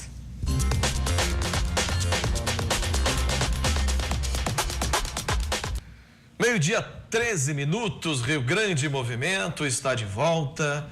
Agora nós vamos... O Rio Grande Movimento, se você ligou agora a sua TV, visa trazer aqui informações através de entrevistas, prestando serviço para você que está aí do outro lado, saber de novidades, de coisas que estão acontecendo, de leis, dos seus direitos, enfim. Nesse momento nós vamos falar uma coisa bem interessante, desculpe, deu um soluço agora. Estamos recebendo aqui Fabian Saraiva, ele que é... Na verdade, você não é um viajante, você é um administrador, né? É verdade, eu administro empresas. Você é um administrador. Ele é apaixonado, ele tem Mas você vai entender por que ele acaba encontrando a aurora boreal. Você sabe, né, que a aurora boreal é uma... Como é que a gente pode chamar? É um fenômeno óptico que acontece no céu noturno. Fenômeno óptico, viu? Isso, é um fenômeno óptico. Né? Que acontece... No céu, no escuro, né? Tem que estar com a escuridão plena, preferencialmente no inverno, porque com baixas temperaturas do inverno no hemisfério norte não tem tanta umidade, o que não gera nuvens, né? E aí o olho nu consegue captar esse fenômeno óptico. Olha lá, ó, é isso aí que eu estou falando. Coisa É linda. isso aí. Lindo. Bom, o Fabian Saraiva, como ele é um administrador de uma empresa que a gente não vê, mas a gente acessa ela, sabe como é que se acessa a Uniworld? Quando você vai na sua agência de viagens e pede um pacote para qualquer lugar do mundo, você pode estar utilizando os serviços que este rapaz presta, aqui ele é o diretor financeiro e comercial da Uniworld. Ele vai lá ver, ele estava me explicando aqui, que ele procura latinizar as viagens, porque o brasileiro ele é um cliente diferente dos demais. Ele quer ir para Moscou ver, mas ele não quer ver todos os museus. Ele quer ver aquela principal obra de arte e tal. Então me bota lá que eu quero, porque também eu já quero depois ir pro restaurante, eu não quero ficar preso dentro do museu. O brasileiro é assim, né? O brasileiro é o cara que ele gosta de ver tudo na medida certa. E aí, isso às vezes entra em choque, por exemplo, com o turista europeu. Sim. Que o turista europeu é o cara que ele quer passar o dia inteiro dentro do museu e entender tudo sobre aquela história. E o brasileiro já não, ele é o cara que ele quer conhecer um pouco da história da Catarina Grande, do Pedro Grande, entender o que é o Kremlin, suponhamos, ou entender o que é a Basílica do Sangue Derramado em São Petersburgo, enfim. E nesse meio tempo ele quer comprar, ele quer conhecer restaurantes, ele quer interagir com o público local. Então a gente tem que saber tudo isso, porque quando a gente vai para lá descobrir esse produto, trazer para cá, a gente tem que deixar ele ao gosto do brasileiro. Sim. Como eu digo, é fazer um pouco do museu, um pouco pouco das compras, é um pouco da história, é um pouco de deixar ele livre para que ele caminhe. Mas você ele me descreveu, descubra hein? tudo isso. Você me descreveu, é isso que eu quero. É isso que o brasileiro Vai me gosta. botar nos pacotes aqui que eu vou ficar enfiado no museu o dia inteiro, não vou querer. Eu quero, né? E o brasileiro gosta de vir contar. Então eu estive lá, estive não sei onde, fui no restaurante e tal, aí calçadão tal, o pessoal se reúne. Ele gosta de contar várias nuances, né? E hoje com a internet, o brasileiro ele já vai pronto porque ele quer transformar aquela experiência numa experiência sua. Então a gente tem que deixar ele um pouco solto para que ele vá ver aquele restaurante, né? Como nós conversávamos antes, hoje já tem viagens de nicho. Então tem pessoas que elas querem ir, querem ver o Museu do Astronauta, outras querem entender de vinhos. Então, falando sempre da Rússia, quero ir a restaurantes georgianos que tem em Moscou para provar o vinho georgiano que está na moda, que está em destaque. Então, tem que deixar esse tempo livre para que a pessoa descubra e faça daquela viagem uma viagem própria, que atenda às suas necessidades e às suas expectativas, que ela buscou na internet, estudou, viu com amigos e assim sucessivamente. Então, o seguinte, bom, como esse é o trabalho dele, né? Onde é que nós estamos? Qual é, Claudião? Eu estou no Toninho. Como esse é o trabalho dele, ele tem que viajar. Ele tem que viajar, ele tem que experimentar os pacotes e padronizar esses pacotes, porque daí vai para a agência de turismo e você vai comprar na agência de turismo, você não vai comprar direto dele. O que acontece? Você já, com esse trabalho, você já viajou mais de 50 países. Isso. E você tem uma paixão que chama-se Aurora Boreal. É verdade. E você caça ela pelo mundo, é isso? A gente caçou ela agora em fevereiro, foram 3 dias de caçada, teve uma caçada... Como é que se dá assim caçada? Porque esse fenômeno, ele fica pipocando em alguns locais, eu achei que era mais pro lado do Canadá, não é? Assim, são todos os países que estão no Círculo Polar Ártico, que seriam Alasca, nos Estados Unidos, Canadá, seria Dinamarca com a ilha da Groenlândia, a Islândia. E essa escultura é onde? Isso é em Kirov. Onde é que é isso? Kirov é no meio do caminho entre Moscou e São Petersburgo, uma cidadezinha pequena que tem uma das estações de esqui mais ao norte do mundo, tá? E todo dezembro eles montam o Festival de Neve. Então se cria um labirinto de neve, que esse ano de 2018 eram os temas dos desenhos animados. Sim. E é um labirinto. Tu entra e aí tem luzes e tudo mais, tudo feito em neve. E no exterior desse parque são feitas esculturas de neve que a gente pode visitar e ver. Tá, aí você está me falando desses locais aqui que pode aparecer a Aurora Boreal. Isso. Aí eu posso ver na Islândia, posso ver na Finlândia, na Noruega. Não, isso é Murmansk. Murmansk é uma cidade que foi fechada durante até os anos 1990 porque era um porto estrategicamente fechado da União Soviética. Isso vamos colocar ainda lá no tempo da União Soviética. E por que esse porto é muito importante? Porque por um fenômeno das correntes marítimas, sai uma corrente do Golfo do México que acaba na Península de Kola. Então, mesmo com temperaturas abaixo de -30, e aí nesse dia eu estava com -14, tá? A água não congela. Ah, é? Isso, o mar não congela. Então, era uma saída do Império Russo e da União Soviética durante o ano inteiro para o Atlântico. Porque se não tivesse esse porto, teria que sair por São Petersburgo.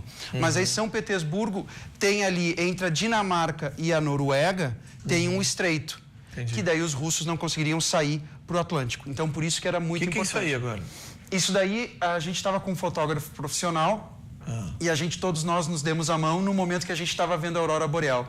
E esse é um dos momentos... Tá, mas você tá deitado? Como é que é esse negócio? Não, é uma foto especial. Tem uma câmera fotográfica que ela fica em cima de todos nós, assim, girando tipo como fosse um drone. E aonde era isso? Isso é em Murmansk. Isso é 1h30 da cidade de Murmansk, porque nesse dia... Que hora era isso para ver esse é uma aurora boreal, né? Isso é uma aurora boreal, 1h30 da manhã.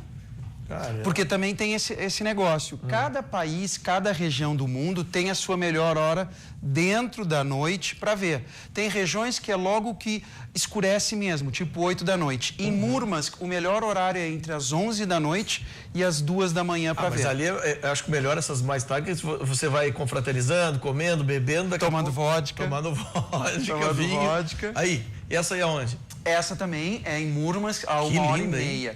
A verde é a mais fácil de se ver, tá? As vermelhas, as alaranjadas são as mais difíceis. Entendi. Tá? Corta pra cá, Márcio, faz favor. E não dá pra ver isso aí nas Bahamas, não? Não. Eu gosto de calor, pô. Eu não quero ir nesse... Menos 15, cara. Tu vai pra lá, não?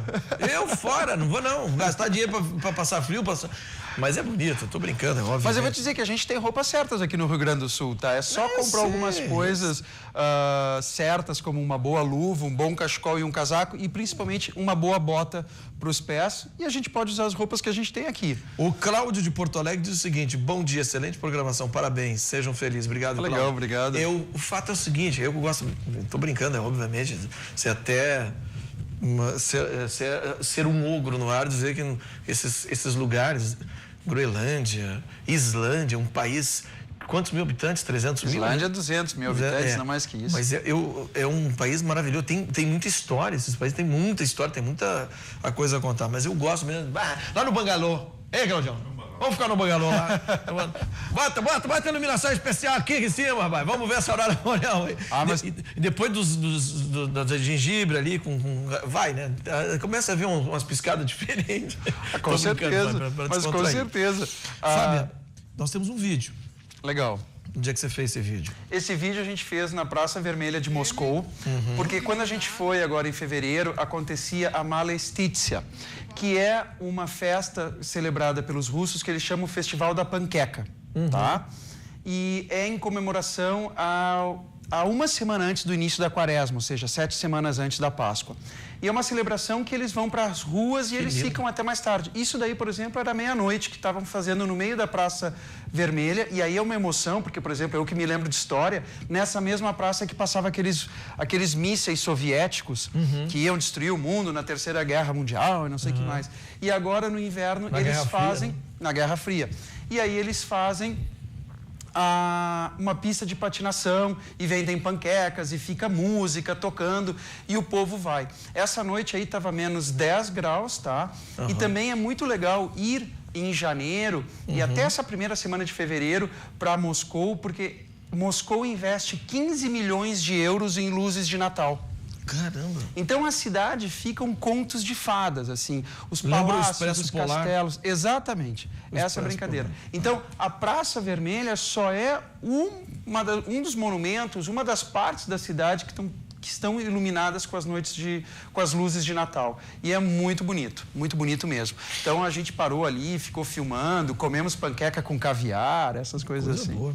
Vem cá, quantas auroras boreais você já assistiu aí na minha vida? 3. 3? Em lugares diferentes? Não, na Rússia. Na Rússia mesmo? Por hora eu só fiz na Rússia. Você não foi no Alasca ainda? Ainda não. Tá nos meus projetos. A aurora boreal, desse país que você falou, é mais forte onde? Que vai ver um colorido maior e coisa? É aí que vem a pegadinha, né? Se tu vai ler em blogs e tudo mais, às vezes as pessoas dizem que é mais fácil ver na Islândia ou ver em Tromsø. Na teoria,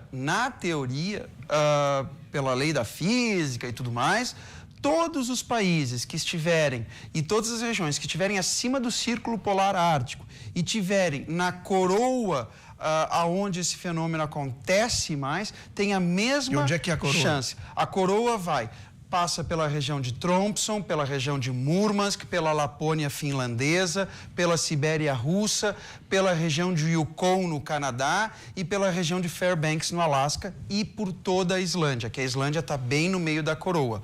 Agora, por que a gente vê em alguns lugares, a gente recomenda mais e outros menos? Por causa da infraestrutura, por causa da hotelaria, por causa da gastronomia, pelas questões das conexões dos voos, pela questão do preço. E por que eu comecei pela Rússia, tá? Porque eu gosto e gosto de ver muita coisa ao mesmo tempo. E os outros destinos, eles ficam muito focados na aurora boreal e na natureza. E quando a gente vai para a Rússia, a gente consegue ver 2 cidades incríveis, que é Moscou, né? E São Petersburgo. Moscou tem 15 milhões de habitantes, São Petersburgo tem 5 milhões.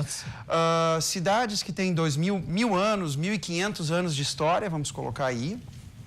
Muito bons restaurantes, hotéis. E também tem a aurora boreal e também tem a questão das cidades históricas como Murmansk, por exemplo, que também é muito legal. Então, tu mistura a natureza, a aurora boreal e questões urbanas de cidades. Você vai muito legais continuar de se conhecer. nessa saga de... Vou, já estou me organizando. Eu quero ver se eu vou para o Alasca, ver Fairbanks. Tá nos meus projetos ir à Islândia também. Mas com calma, a gente vai indo pouco a pouco. Legal. Parabéns aí pela tua conquista.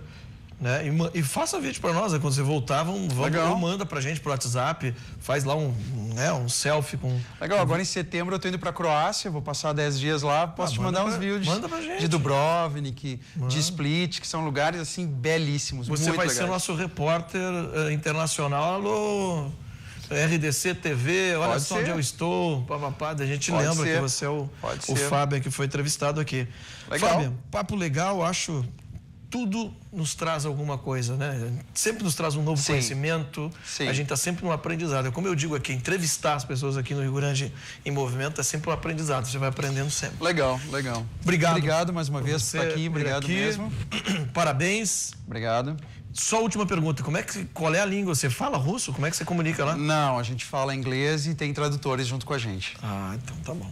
Mas beleza. A gente aprende algumas palavrinhas de russo, lógico. Claro.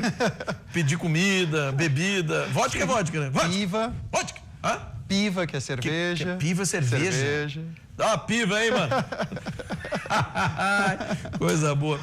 Então tá, vamos pro intervalo comercial. Daqui a pouco voltamos com notícias aqui no Rio Grande Movimento. Rapidinho.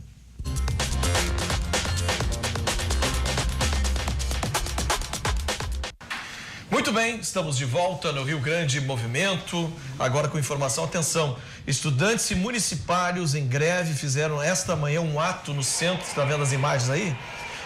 De Porto Alegre, em defesa do meio passe na passagem e pela escola pública de qualidade. Veja o mar de gente, isso trouxe um transtorno gigantesco hoje pela manhã em Porto Alegre, por causa desse ato aí dos estudantes, Lilian. Trânsito completamente congestionado em todas as vias no entorno de onde passava a manifestação.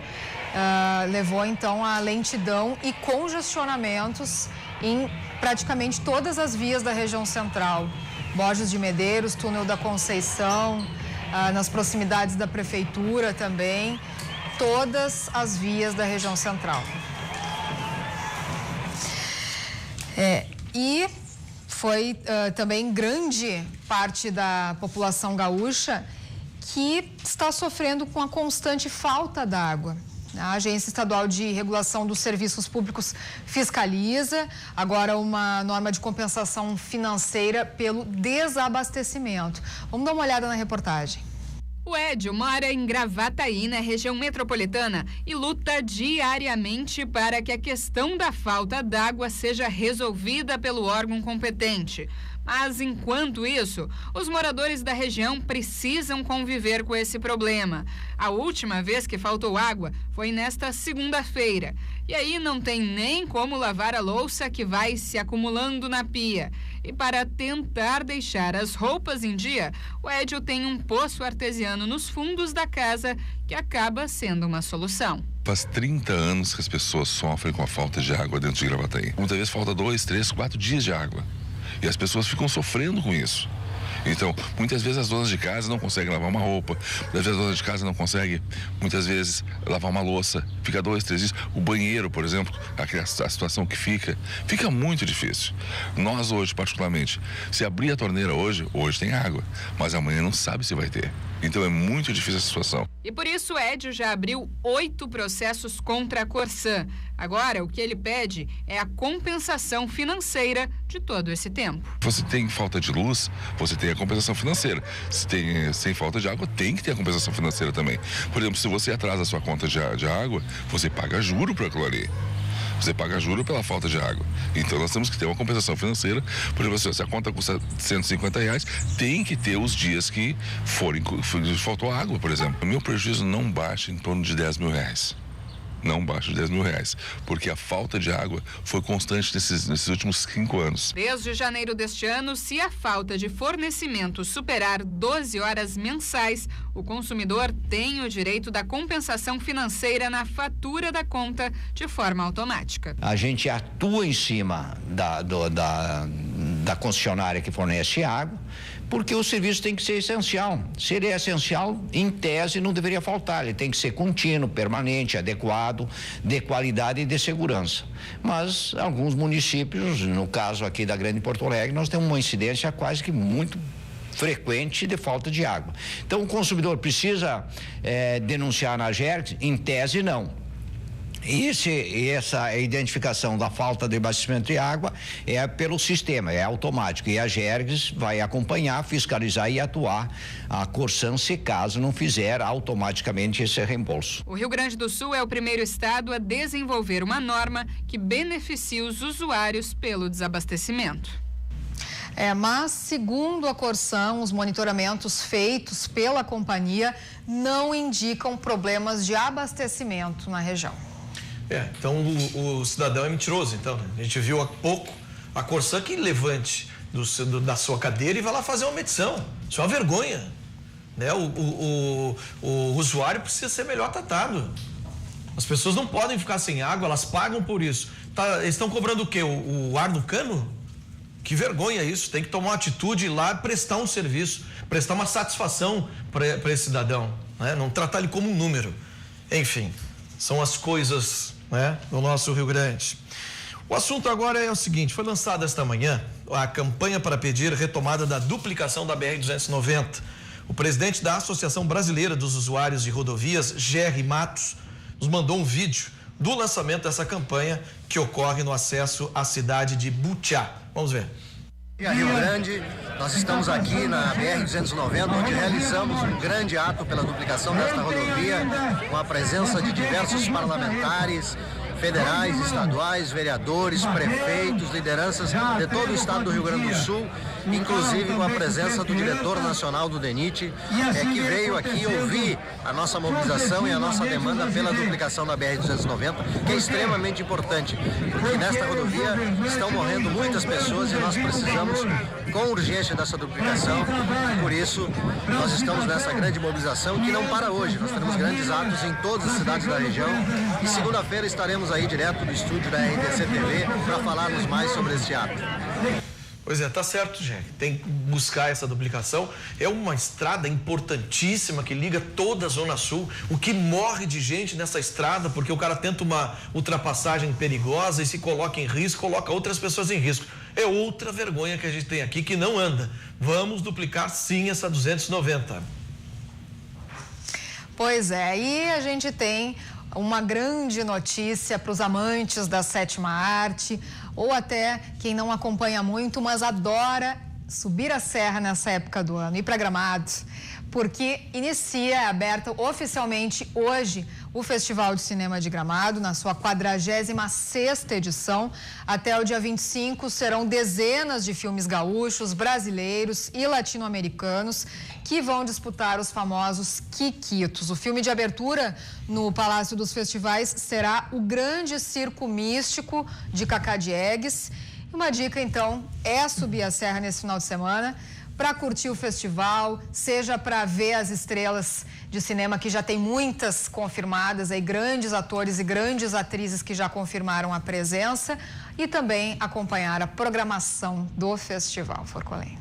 É isso aí, e nós vamos por um intervalo comercial e na volta temos música aqui. Felipe Abs, baixista da banda Vera Louca. Já já voltamos.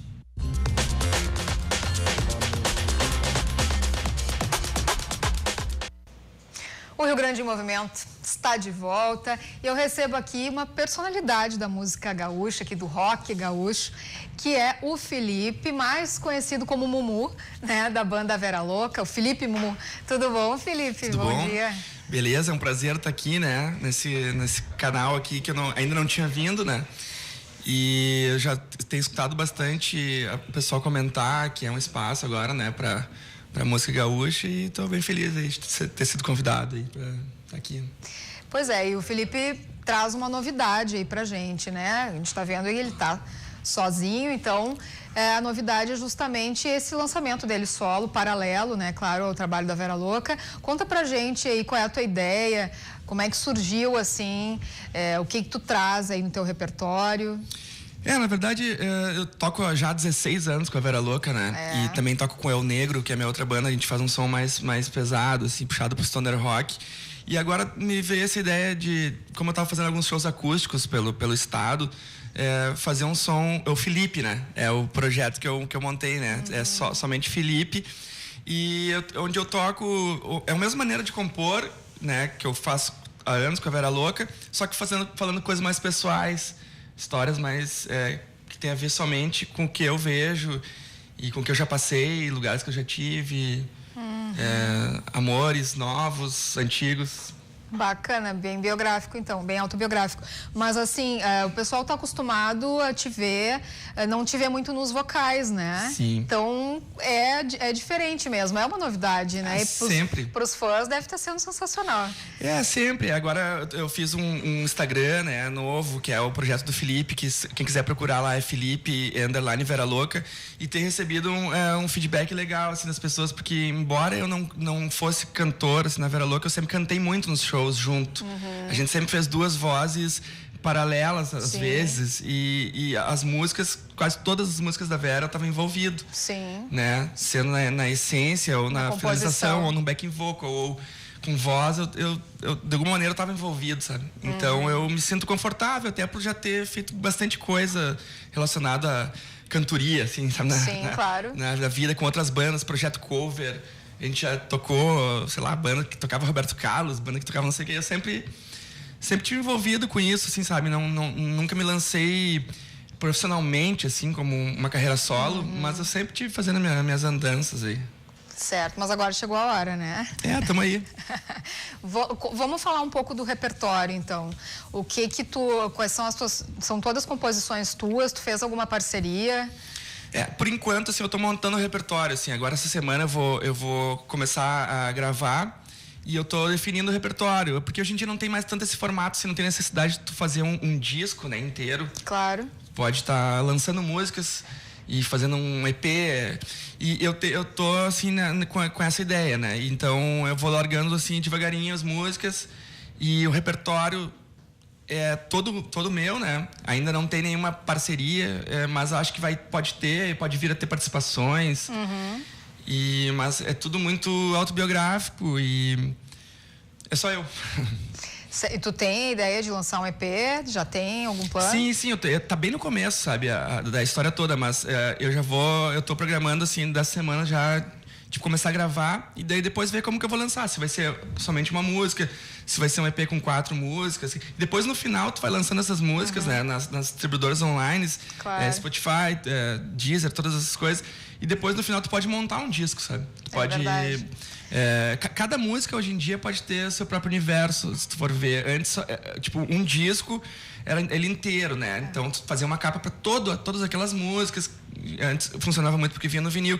Hoje em dia, tu pode fazer uma história que tenha uma capa, que tenha, às vezes, até um comentário contando um pouco daquela música.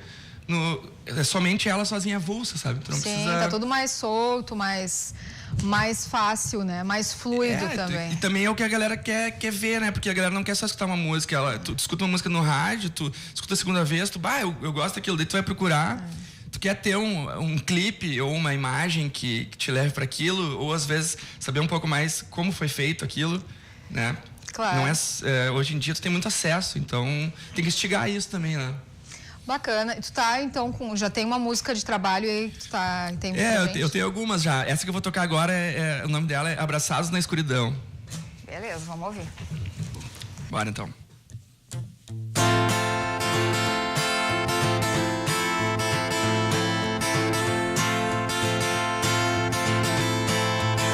Minha cidade fica entre os morros, já a sua, em meio a um planalto, e não há nada igual a andar com você, abraçados na escuridão. Não há nada igual a gente andar abraçados na escuridão.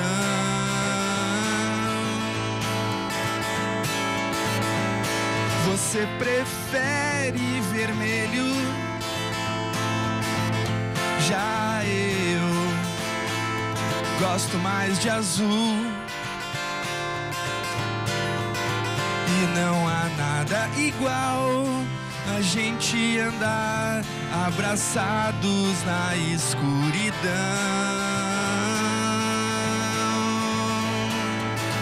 A minha cama fica tão deserta se você está na Zona Sul. E não há nada que vá nos separar quando a noite chegar. Oh, não há nada que vá nos separar quando a noite chegar. Oh,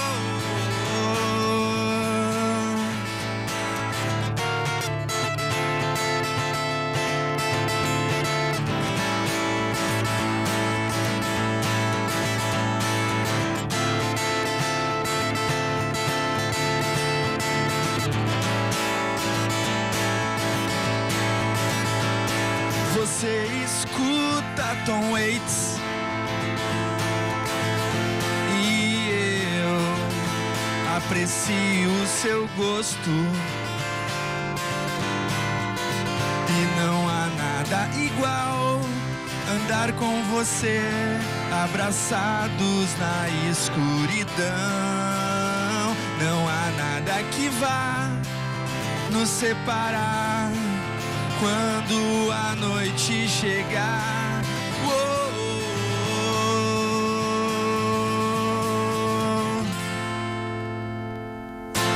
E muito bem, bacana demais. Vamos falar também um pouquinho das tuas outras músicas aí, antes da gente encerrar, a gente vai ouvir mais uma, né? Quem é que te influenciou, assim, não só agora nessa tua fase, nessa tua nova fase, né? Mas desde o início, assim, da tua carreira, quando tu começou já, eu sei de onde tu é. Ele é meu conterrâneo, tá lá de Santa Maria, né? Então, assim, ele já tá na cena roqueira gaúcha já há muito tempo, acho que desde a adolescência, né? Ele já era bem conhecido por lá, né, Mumu?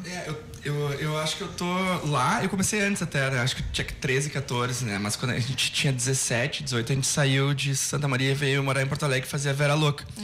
As nossas influências sempre, a influência desse projeto tem muito assim de Bob Dylan, até um pouco assim de bossa nova, porque assim esses caras eles tocavam praticamente sozinhos, né? Se for ver Bob Dylan e os primeiros discos, ele contava muitas histórias. Super autobiográfico também. Super autobiográfico. E na bossa nova também tem um pouco disso aí, né? A galera tocando com violão. E eu sempre fui influenciado, a Vera também, né? A gente sempre foi influenciado por essas... Mas tem toda aquela carga, assim, do rock gaúcho, do rock brasileiro também, né? Do pessoal que toca aqui, assim, que toca só com violão também, assim, na música gaúcha. Bastante gente que eu acho legal, tipo Bebeto Alves. Ah, claro. Humberto Gessinger. Ney Lisboa. Ney Lisboa, pô. Obrigado. Porque Ney Lisboa é muita influência, assim, desse projeto, sabe? Eu escuto bastante, assim, até, inclusive, assim, semana passada eu tava escutando muito ele e fui no mercado e encontrei ele, sabe? Imagina. Daí eu fiquei naquela, assim, fiquei nervoso, assim, falar alguma coisa, acabei não falando. Mas eu sou muito fã, assim, e me influencia bastante, né? Porque, pô, ele é um cantor gaúcho que ele assim como o Vitor Ramil, assim, que é aqueles caras que gostam de estar aqui, sabe? Que não querem... Que podiam, mas não vão. Não, eles já foram até, já voltaram para outros lugares, porque assim, às vezes tu sai daqui e tu é um cara que toca de um jeito, daí tu chega no Rio, em São Paulo, e tem que mudar um pouco para concorrer com aquele estilo, né? É a estética do calor que eles falam. E aqui, tipo assim, na Lisboa é um cara que ele tá aqui e assim, o Caetano gravou a música dele, sabe? O Vitor Ramil agora ele mora lá na fronteira com o Uruguai, acho que em Pelotas, lá para aqueles lados lá, naquela região, e muita gente até de fora assim vem atrás dele, sabe? É verdade. Da Argentina, Uruguai, escutar o que ele quer contar, porque tem um pouco daquela região, sabe? Que a música dele, né, ficou, né, realmente tem toda essa mistura, já não é mais só a música brasileira, né, tem essa influência toda. Mas, Mumu, então, o que a gente... Tu tem algum show agendado, alguma coisa que tu queira divulgar? Eu tenho show com a Vera Louca, né? Amanhã a gente vai tocar no Porto Imigração, em Campo Bom. E quem quiser, é um projeto bem legal que tá rolando lá com várias bandas do rock daqui, assim. E quem quiser também saber mais, a gente tem bastante show, assim, com a Vera Louca. Assim, a gente fez um show agora, abrindo o show do Capital Inicial, sábado, foi bem legal. A galera curtiu muito. A gente tem um outro show no Araújo de Viana, junto com o Borghetinho, que vai ser a discografia do Rock Gaúcho, que vai ser um gaitaço, né? Violento. Porque a gente tem gaita na Vera também. Então, quem quiser acompanhar, é só entrar no Facebook da Vera Louca, tem tudo lá. Esse aí é quando, com o Borghetinho? Dia 29 de setembro, mas tem coisas antes, só pra galera se programar. Né? Claro, isso aí. O que a gente vai ouvir pra encerrar? Eu não sei, tava pensando aqui que eu ia tocar, eu achei que ia tocar umas, posso tocar... De repente, alguma que lembre aí o que a gente tava falando, o Ney Lisboa, o Bebeto, de repente? Pode ser. Vamos... Deixa eu pensar aqui... Posso tocar uma da Vera também, se vocês quiserem, não sei, tipo... Olha, tá, até o critério. E tu não tem nenhum... Eu vou seguir nesse projeto que eu mais ou menos tô dentro dele. E não tem nenhum show teu sozinho ainda, né, programado? Eu tenho show marcado, mas é mais pra frente, assim. Então vamos divulgar ainda. Eu vou divulgar no meu Facebook e no meu Instagram também, quem quiser acompanhar ali é Felipe com I, né, _ Vera Louca. E ali eu vou estar passando todas as datas. Maravilha. E essa música que eu vou tocar aqui Bom, eu que agradeço estar aqui, né? Um prazerzaço aí, toda a equipe. Gostei bastante. Essa outra música que eu vou tocar, ela chama 29 de junho. Maravilha, volte sempre. Fica o convite aí. E sucesso. Beleza, obrigadão. Vamos ouvir.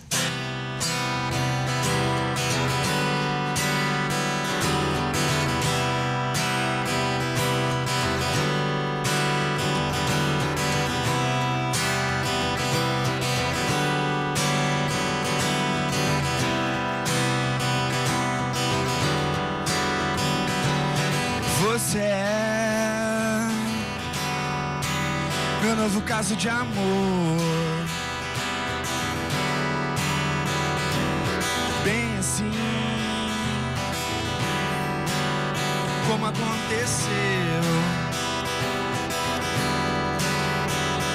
Onde anda você? Eu recebi por mensagem. Não me deixe dormir, pois vou sentir saudades da sua camisa xadrez, seu jeito doce de ser. Eu não procurava, mas encontrei você.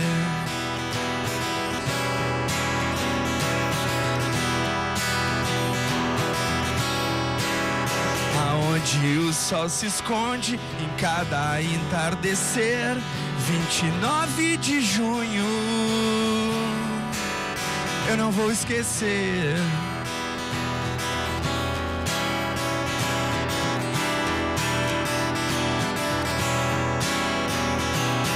Você é meu novo caso de amor, bem assim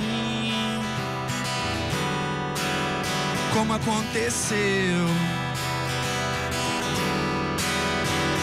Onde anda você? Eu recebi por mensagem. Não me deixe dormir, pois vou sentir saudades da sua camisa xadrez, seu jeito doce de ser. Eu não procurava, mas encontrei você.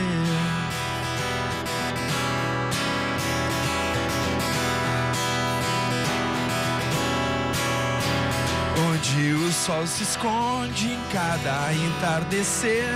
29 de junho.